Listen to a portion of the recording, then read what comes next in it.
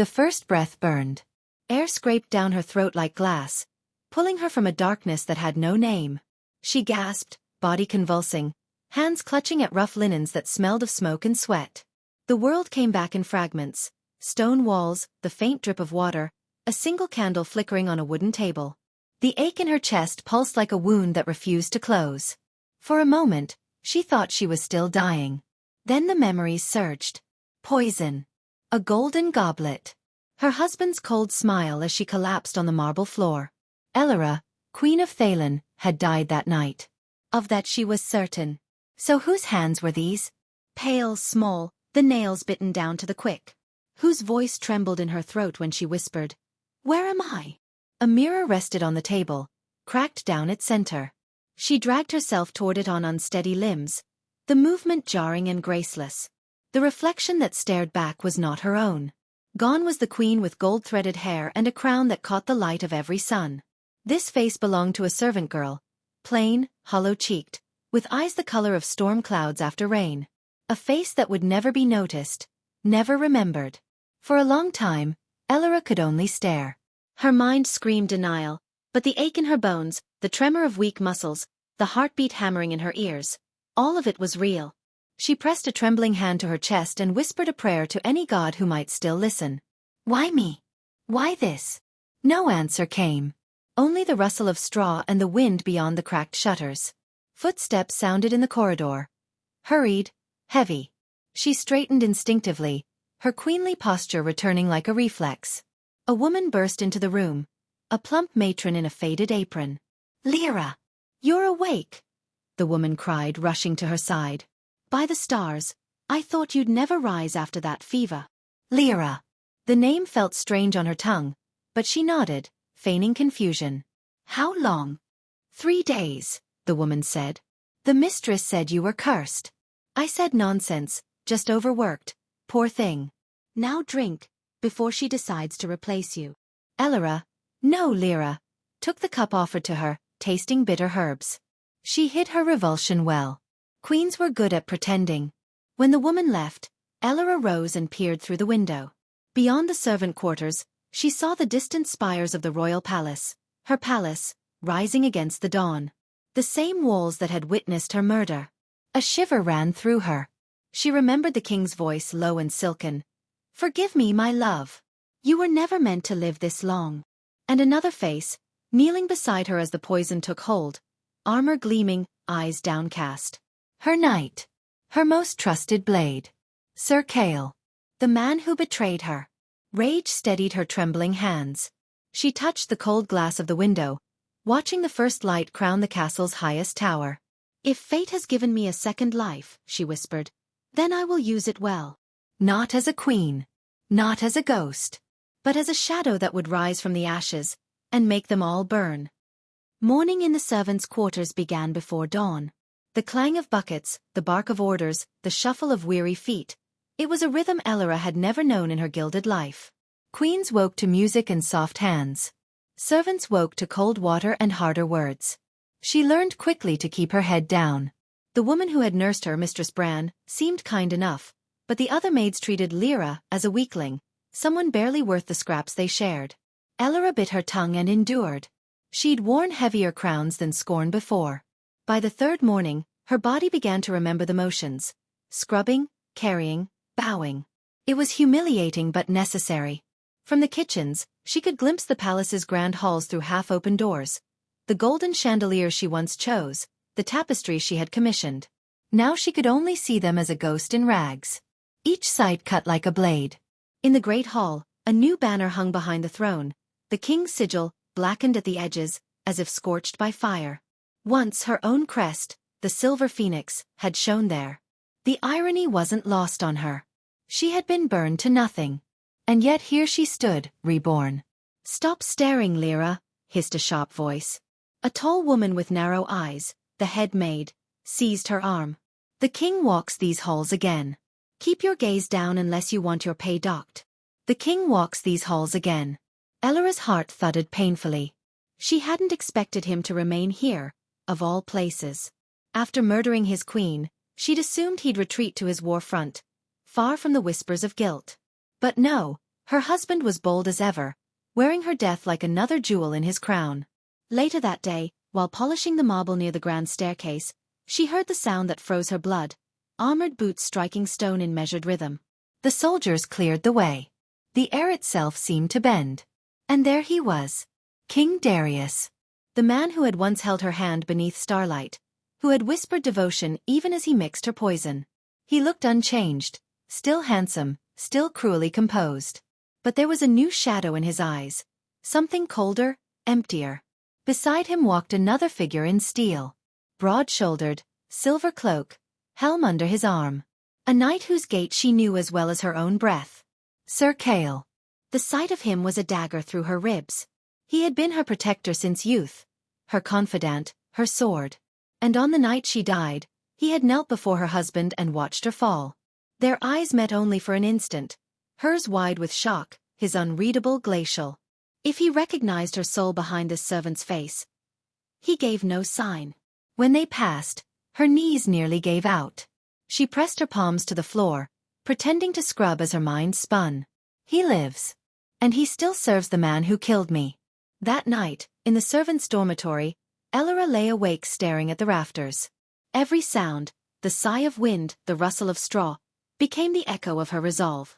She would bide her time. Learn their routines. Gather secrets like daggers. And when the moment came, she would strike. But beneath the fury, something unexpected stirred, a thread of memory she couldn't sever. The way Kale's hand had trembled when he raised his blade that night. The whisper she thought she'd imagined. Forgive me. Elyra turned her face to the wall and swallowed the thought. Forgiveness was for the dead. And she was very much alive. The palace was alive with whispers. Not the kind that echoed in the grand halls, gilded and performative, but the kind that slithered through servants' corridors, between cracks in the stone and under the squeak of old hinges. Elyra listened. Every scrap of information was a treasure, every careless word a weapon. She had learned quickly how to move unnoticed. The once proud queen had traded velvet gowns for coarse linen, golden rings for bare fingers. Every gesture, every bow, every curt nod had to be precise. Lyra, the servant, was nothing. And nothing was exactly the armor Elyra needed. In the kitchens, she found her first advantage. The cook spoke freely when no nobles were near. "Did you hear?" whispered a portly man over a pot of stew. "The king's betrothed, Lady Marin, arrives in a fortnight. He intends to wed her before the harvest festival. Too bold if you ask me." Elyra's fingers clenched around the wooden spoon she had been using to stir the broth. So he was moving on quickly, as if her death had been nothing but a minor inconvenience. That angered her, yes, but it also revealed opportunity. Alliances could shift. Power was not fixed. Her shift ended in the late afternoon. She dragged herself up the narrow stairwell to the servants' dormitory, muscles aching, back stiff. The palace's warmth mocked her. Outside, the sky burned gold with sunset, as if the world itself were reminding her of what she had lost, and what she could regain. And then she saw him. Sir Kale. He moved through the halls like a shadow, silent and purposeful. He paused at the edge of the courtyard, scanning the servants' quarters. Elyra froze, hiding behind a stack of laundry, breath shallow. Every instinct screamed for her to flee, but her heart betrayed her. Kale's eyes, sharp and gray, flicked past her hiding spot. Did he recognize her? Could a man remember the soul behind a borrowed face? The thought both terrified and thrilled her. She wanted to confront him, demand answers, demand justice, but she couldn't. Not yet. Patience was a blade that cut deeper when wielded slowly. Days passed. Elyra kept her distance but observed him relentlessly. His routine, his mannerisms, the way he spoke in low tones to guards and servants alike. He still moved with the precision of a knight, disciplined and unyielding, yet there was a tension now, a shadow over his eyes she did not recall from her life before death. One evening, as she carried trays of food to the soldiers' mess, Kale approached. She froze, hands trembling. "You're new," he said, voice low but not unkind. "I don't recall seeing you before." Elyra's mind raced. How to answer? "Yes, Lyra. Only a week," she managed, curtsying. He nodded, as if filing her away like another nameless face. But then something caught his eye, a slip of a hand, a posture, a hint of defiance in her stance. His brow furrowed. Elyra felt a flicker of satisfaction. Recognition, however faint, was stirring beneath the surface. "Be careful," he said, voice dropping to almost a whisper. "The palace is dangerous. Eyes are everywhere." Elyra's lips curved into a faint, bitter smile. Dangerous indeed. She would tread carefully, yes, but she would also strike deliberately. Secrets would fall, alliances would crumble, and one by one, the betrayers would feel the weight of her wrath. As she retreated to the dormitory, she allowed herself one small indulgence. A single thought, sharp and thrilling, like a dagger in her chest. The knight who killed me still lives. And I am not the same woman he betrayed. The courtyard was quiet in the early morning, mist curling along the stones like ghostly fingers. Elyra carried water from the well, her movements precise, silent. She had learned to glide through the palace unseen, a shadow among shadows. But that morning, she was not alone. Cale was there. He stood near the training grounds, sword in hand, practicing precise, swift strikes against a wooden dummy. Each motion was controlled, almost elegant, yet carried a tension beneath it, a quiet violence that spoke of battles fought and regrets buried. Elyra paused behind a column, drinking in the sight. Her heart twisted. Anger, desire, fear, all tangled together in a knot she did not yet understand. He stopped abruptly, as if sensing her presence. Elyra froze. The ghost of a smile tugged at his lips. "You watch well," he said, voice calm, measured. "Most servants do not notice much beyond their own chores." She started slightly, her hands tightening around the bucket. "I was just passing," she stammered, bowing her head. He studied her, gray eyes piercing, searching for something he could not name. Elyra held her gaze, unflinching, letting him wonder. "You remind me of someone," he said quietly, more to himself than to her. "But not quite." The words were like a blade scraping stone. Recognition, memory, and something darker, guilt perhaps, though she could not be certain. "Lyra," he added as if testing the name, rolling it on his tongue. "Do you know how dangerous it is to linger here, near me?" Elyra's lips curved into a faint, bitter smile. "I know more danger than you can imagine," she said, voice steady. "And I am not afraid." Cale's hand twitched toward his sword, then relaxed. He studied her in silence, and in that pause, Elyra imagined the world where she could reveal herself, could strike with truth rather than shadows. But she did not. Patience, she reminded herself. Shadows were stronger than fire when wielded carefully. "I've served this king for years," Cale said finally, eyes narrowing. "I've seen what men are capable of when power blinds them. And I've done things I am not proud of." Her pulse quickened. The confession, unbidden, gave her insight, and a dangerous curiosity. "Things like what?" she asked softly, leaning slightly closer, careful to remain in the guise of a servant. He did not answer immediately. Instead, he looked toward the palace, toward the throne she once occupied, and for a fraction of a second, his jaw tightened, his eyes distant. "Some debts can never be repaid," he said at last, voice low. "And some mistakes stay with you forever." Elyra swallowed. His guilt was tangible, a presence as solid as the stone beneath her feet. Could he be redeemed? Could a man who once betrayed her truly become an ally, or would he remain the instrument of her suffering? A sudden shout echoed from the main hall, breaking the moment. Servants began to stir, nobles' voices rising in heated discussion. Cale straightened, alert, ready. Elyra stepped back, refilling her bucket, heart pounding. As she walked away, she whispered to herself, barely audible, "I will remember this. Every word, every hesitation, every flicker of guilt. One day, it will all matter. One day, justice will come, not as queen, but as the woman who refuses to die twice." And for the first time since her rebirth, she felt a thrill she had not known before. The dangerous, intoxicating taste of a plan unfolding, and the shadow of a man who might either destroy her or save her. The night was thick with fog, curling like smoke along the cobblestones of the palace grounds. Elyra moved silently, the hem of her linen dress brushing the damp stone. In her hand, a small dagger she had stolen from the armory felt foreign yet thrilling, a whisper of power she no longer took for granted. She had learned much in the days since her awakening, The servants' secrets, the guards' routines, the weak points of a palace that once seemed invincible. And she had learned more about Kale. He was always near when the king's cruelty struck hardest, often acting as shield for those who could not defend themselves. The knight who betrayed her had become complicated. A man whose hands were stained, but whose heart still hesitated. Tonight, she needed information.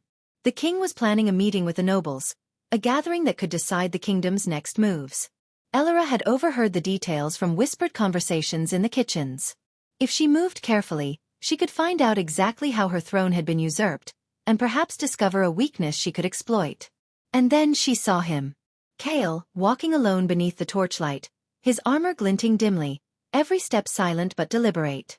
Elyra's pulse raced, a chaotic rhythm she could neither ignore nor tame. She stepped into the shadows, watching as he paused by the eastern gate, as if expecting someone or something. She followed, careful not to alert him, until he knelt to examine a set of footprints in the mud. "Someone's been here," he muttered, fingers tracing the ground. "Recently. Too organized to be mere thieves." Elyra's breath caught. The king's spies. She had to know more, but she had to be careful. Any mistake could reveal her identity, or worse, draw the knight's suspicion. "Kale," she said softly, stepping from the shadows, her voice a careful balance of deference and authority disguised as Lyra's timidity. I didn't mean to startle you." He straightened abruptly, hand on the hilt of his sword. His eyes, sharp as a hawk's, locked on hers. For a heartbeat, the world seemed to still. "You shouldn't be here," he said. "Low, dangerous. This is no place for a servant girl wandering at night." I was fetching water," she lied, holding the bucket before her like a shield. "Mistress Brand sent me." He didn't lower his hand. Instead, he studied her face, as if searching for cracks in her story, or in her soul. Elyra held her breath, letting the silence stretch. "You remind me of someone," he said finally, voice rough. "Someone I failed. Someone I betrayed." A shiver ran down her spine. Recognition? Guilt? Or just the echo of memory? She said nothing, only dipped her head in the gesture of a servant, concealing the fire behind her eyes. Kale's gaze lingered, conflicted. Dangerous. "Be careful," he warned. "Danger isn't always where you see it. Sometimes it hides where you least expect." Elyra's pulse pounded, not from fear, but from the thrill of the game.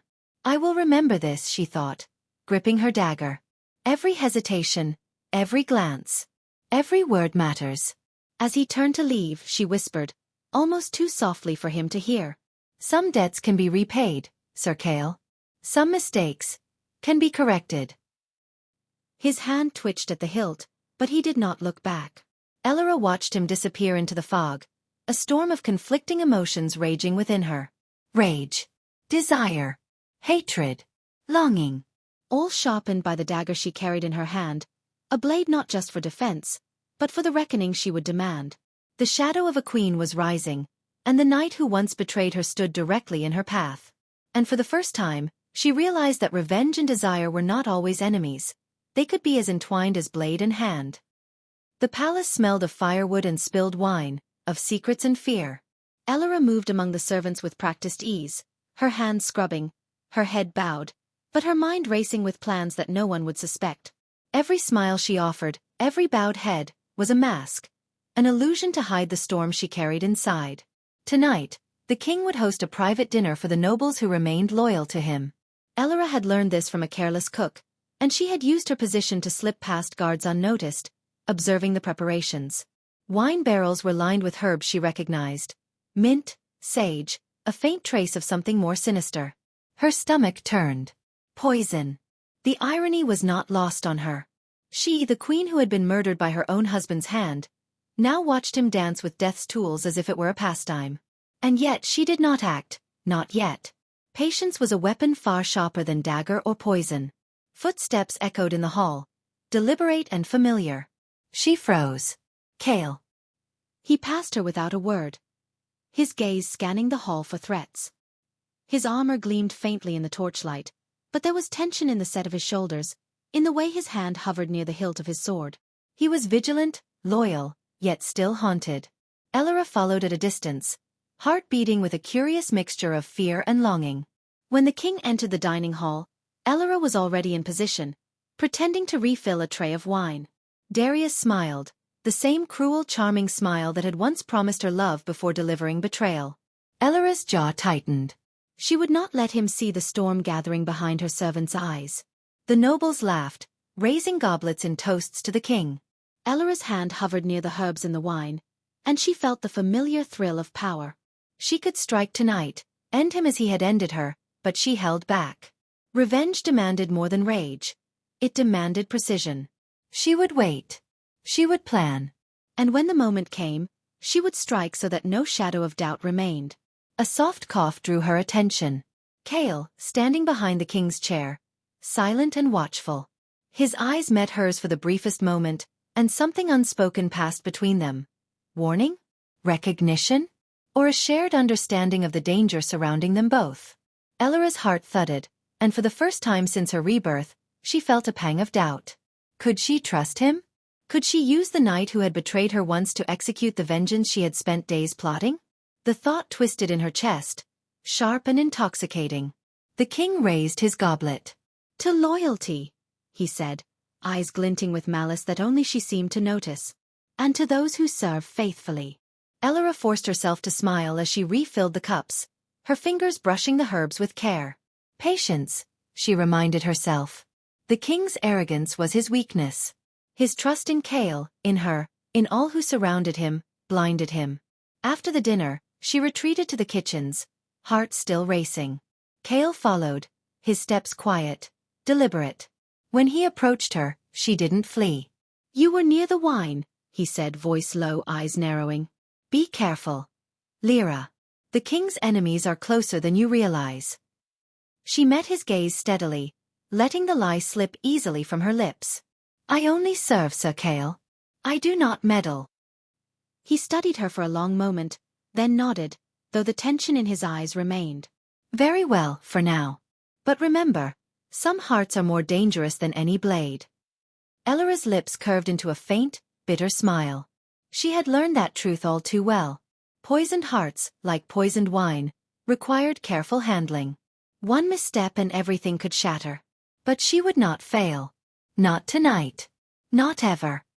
The palace glittered with candles and silk, nobles laughing and gossiping, oblivious to the danger slinking among them. Tonight was the harvest festival banquet, and Elyra moved through the crowd like a shadow, her eyes sharp, her hands steady. Every gesture was measured, every smile a mask hiding the storm inside. She had uncovered enough to begin weaving her plan. Alliances were fragile. Whispers of dissatisfaction among the nobles were growing louder. Some feared the king's cruelty, some resented his betrayals. Elyra would use them all. Secrets were weapons, and she had collected more than enough. Kale was near, as always, a sentinel in silver and steel. He watched the room with a knight's vigilance, yet his eyes kept finding hers in fleeting glances. Each time, her pulse quickened. She hated the effect he had on her, this mixture of anger, memory, and something far more dangerous, desire. The king entered the hall, resplendent in black and gold, and the room fell silent. His eyes swept over the crowd and paused for a moment on her. Lyra, servant, invisible, but Elyra felt his gaze like a knife. He knew something. Perhaps he suspected more than he should. Perhaps he could see the shadow of the queen she had once been, lurking behind her borrowed face. "Serve," the headmaid whispered, and Elyra moved forward, carrying trays of wine with practiced ease. Her hands did not tremble, though her mind raced. Every pour, every step, every interaction was part of the masquerade she had perfected. She caught a nobleman's whisper. "The queen's death still unsettles the court." Elyra smiled faintly, stepping closer. "Some wounds are deeper than others," she murmured, voice soft, almost inaudible. Her words carried weight, though no one but her and the noble noticed. From the corner of her eye, she saw Kale approach another cluster of nobles, intercepting a whispered threat, a subtle maneuver that revealed the king's enemies. He was careful, precise, yet there was a tension in him she could read clearly. Guilt, restraint, a flicker of recognition when he glanced toward her. Later, in the quieter hours of the night, Elyra slipped into the servants' wing to breathe. The banquet's music and laughter faded behind her. She allowed herself a moment to think, to plan, to savor the growing control she had over the palace's hidden threads. And then Kale appeared, silent as a shadow. She did not flinch. "You've grown bold," he said, voice low, eyes fixed on her. "Even among these people, you move like someone who belongs here." "Belong?" she asked softly, masking her sharp edge with a tone of innocence. "I belong nowhere. That is the truth." He studied her, his jaw tight, fingers brushing the hilt of his sword almost unconsciously. "Truth can be dangerous, especially when hidden behind a mask." Elyra stepped closer, letting the faintest light catch in her eyes. "Masks protect us," she said, whispering. "They protect us until we are ready to strike." He swallowed, and for a fleeting moment, the knight who had betrayed her seemed vulnerable. Elyra saw it, the hesitation, the conflict, the tiny fissures in his composure. She wanted to exploit it, yes, but a part of her recoiled at the thought. She hated him for what he had done, yet he was here, a constant, unavoidable presence in her new life. "You play a dangerous game," he said finally, voice heavy with warning. "Be careful. Some masks cannot be removed without blood." Elyra allowed herself a small smile, sharp and cold. "Then I will remove mine carefully." The masquerade was not just for the nobles. It was for the king, for the court, for the knight who had once betrayed her. And when the time came, all masks would fall. And only then would the truth strike, swift and merciless. The throne room was silent, save for the faint flicker of torches along the walls. Elyra moved through the shadows, every step precise, every heartbeat a drum of purpose. Tonight, the king would finally see the truth. Not the gilded mask of loyalty, not the obedient servant he had underestimated, but the queen he had murdered and the shadow that had returned to claim justice. Darius sat upon his throne, golden crown gleaming in the firelight. He smiled at her as she entered, a slow, cruel curl of lips. "Lyra," he said, amusement dancing in his eyes. "Do you always wander the palace at night, or is this a special occasion?" Elyra's hand brushed the hilt of the dagger hidden beneath her sleeve. "A special occasion," she said softly, her voice calm, controlled. "One that calls for honesty." The king's smile faltered for the briefest moment, a flicker of unease. "Honesty?" he repeated. "I thought servants were meant to obey, not speak truths that could harm their masters." "Perhaps you misunderstood," Elyra replied, stepping closer, letting the shadow of her former self infuse her words. "I am no longer a servant. I am the queen of the truth. And you are a king of lies." Darius laughed, a hollow, dangerous sound. Bold words. But words do not change fate. From behind him, a presence emerged. Kale. Armor gleaming, sword drawn. Not against her, but against the king. Elyra's pulse quickened. The knight who had once betrayed her now stood between her and her vengeance in ways she had not foreseen. His gray eyes met hers, conflicted, searching. "You should not have returned," Darius said, voice cold. "You are dead. Your death was final." "Not final," Elyra whispered, dagger now in hand. "And neither is justice." She moved swiftly, silent as a shadow, until she stood before the throne, her gaze locked on the man who had poisoned her life. Kale's voice broke the tension, low and warning. "Elyra, think. There is more at stake than your anger. Blood can be paid with blood, but the kingdom, the people." Her eyes flicked to him, and for the briefest moment, she saw the man she had once loved, the protector, the betrayer, the one who had failed her. The dagger in her hand felt heavier. Could she strike and kill the man who had ordered her death and still remain the queen she was meant to be? Darius lunged, a sudden movement, and Elyra parried instinctively. Steel rang against steel as Kale intercepted the king's next strike, the three of them locked in a deadly dance. Firelight glinted off blades, sparks flying, hearts racing. "You betrayed me once," Elyra hissed between blows, "and I almost let you go." "I serve the living," Kale replied, blocking a swing.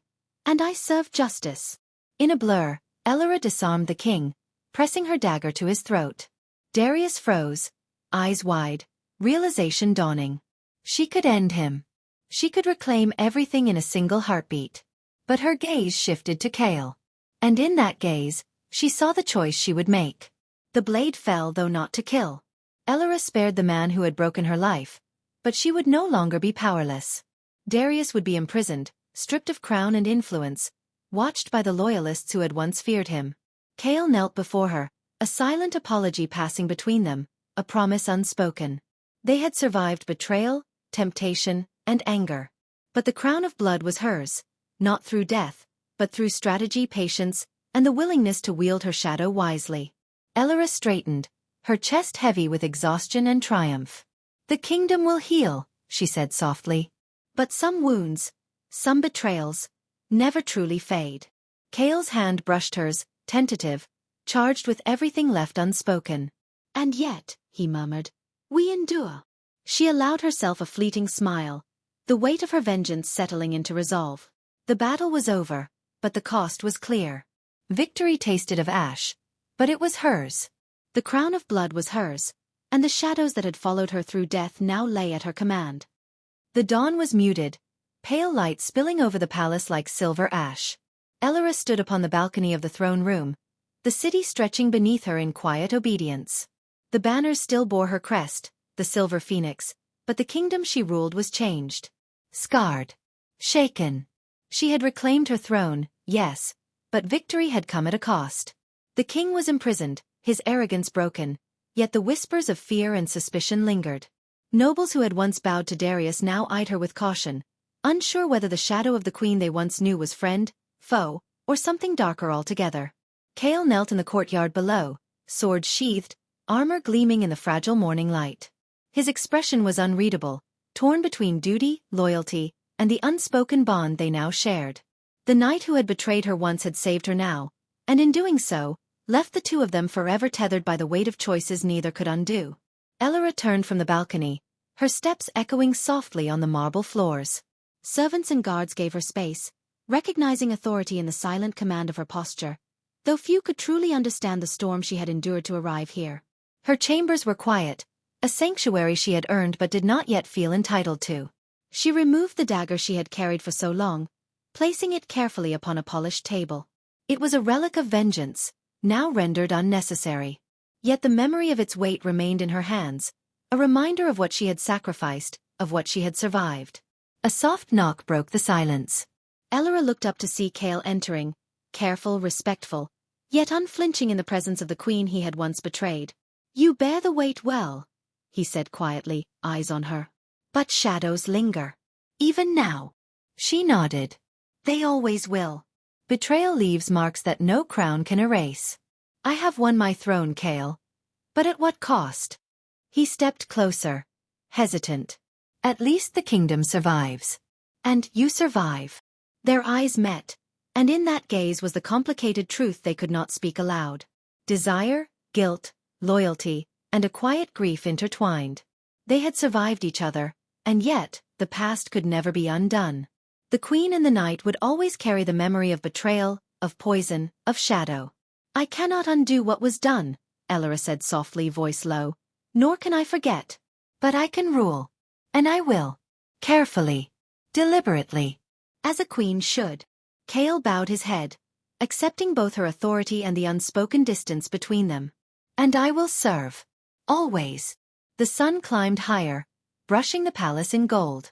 The streets below began to stir, citizens wary but alive, the pulse of a kingdom beginning to heal. Elyra looked out again at the world she had reclaimed, feeling the weight of her shadow settle over her shoulders. Power was hers, but it was not without its costs. She touched the silver phoenix crest on her chest, a reminder of the life she had lost, the death she had survived, and the rebirth that had carried her here.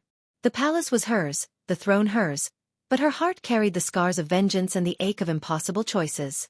In the quiet of her chambers, Elyra allowed herself one small, fleeting thought. Perhaps one day, shadows could be softened. Perhaps one day she could allow herself to hope. But for now, she was the queen. The shadow was hers to wield. The world beneath her would learn to bend, or break, before her. And the knight who had once betrayed her would remain. A reminder that even those who cause our deepest wounds can sometimes be the ones who help us endure. The throne was reclaimed, the crown heavy with the weight of justice and loss. And Elyra, once betrayed, once murdered, now ruled in shadow, unbroken, unyielding, and forever changed. Thank you so much for listening. If you enjoyed this story, don't forget to like, comment, and subscribe for more original novel stories. And stay tuned, our next story is coming soon.